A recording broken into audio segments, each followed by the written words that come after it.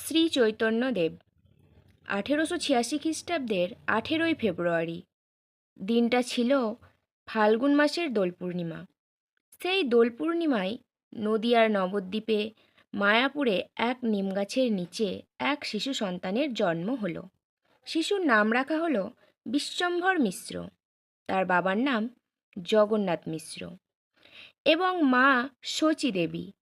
নিমগাছের তলায় জন্ম বলেই তাকে বলা হতো নিমাই। আবার গায়ের রং কাঁচা সোনার মতো ছিল বলে তাকে গৌরাঙ্গ বা গৌরচাঁদও বলা হতো। এই শিশুই বড় হয়েছিলেন প্রেমের ঠাকুর শ্রী চৈতন্য মহাপ্রভু নামে। শৈশবেই নিমাইয়ের বাবা মারা যান। মা শচীদেবী শিশুর পড়ার প্রতি আগ্রহ দেখে তার শিক্ষার ব্যবস্থা করেন। সংস্কৃত শিক্ষার প্রতি তার গভীর আগ্রহ ছিল। অল্প দিনেই তিনি শাস্ত্রপাঠ করে পণ্ডিত হয়ে উঠলেন। চারিদিকে তার নাম ছড়িয়ে পড়ল। মাত্র 20 বছর বয়সে তিনি নিজে একটা টোল খুলে সকলকে শাস্ত্র শিক্ষা দিতে শুরু করলেন। 24 বছর বয়স পর্যন্ত তিনি নবদ্বীপে সংসার ধর্ম পালন করেছেন, টোলে শিক্ষকতা করেছেন।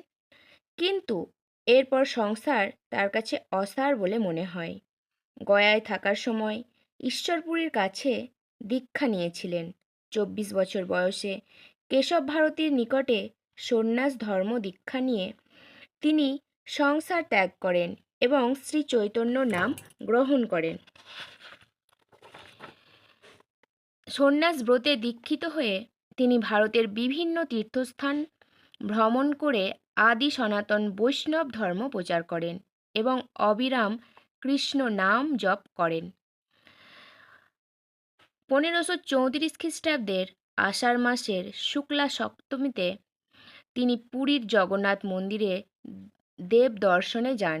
তারপর তিনি আর বের হননি। সেই দিনই তার নশ্বর দেহ বলীন হয়ে যায়।